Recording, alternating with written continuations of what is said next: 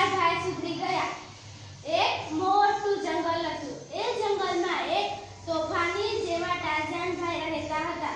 તે આખો દિવસ લડાઈ ઝઘડા કરે, તોફાન કરે, પણ ભણવા એ જાય ના.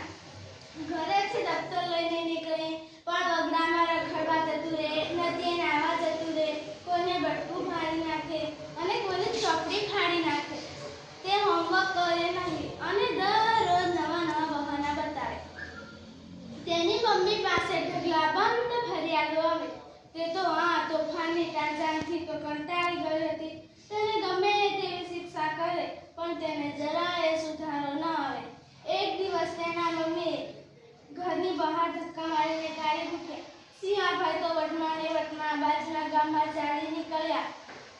તેને તો ખૂબ જ ભૂખ લાગી. એને એવો વિચાર આવ્યો કે અહીં તો ક્યાં મમ્મી છે, મને ખીજાય તો ખરી પણ મને ખોળામાં બેસીને ખાવાનું ખવડાવે.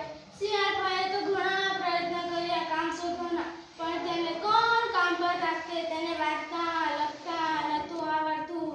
અભણને કોણ કામ પર રાખે. જ્યાં જાય તો પૂછે, તમે કેટલું ભણેલા છો? શિયાળભાઈ સો જવાબ આપે ત્યાંથી હાલી નીકળે. શિયાળભાઈ તો રખડીને ભૂખ્યા અદર્શ્યા ઘરે પાછા ફર્યા. તેની મમ્મી તો રાહ જોઈ અને ચિંતા કરીને બેઠી હતી. એટલામાં જ શિયાળભાઈ આવ્યા. તેની મમ્મી તેને થોડી વાર ખૂબ જ ખીજાઈ અને શિયાળભાઈ તો થોડી વાર રડી પડ્યા. તેની મમ્મીએ શિયાળભાઈને ભેટીમાં લઈ લીધો અને શિયાળભાઈએ તો માફી માંગી લીધા.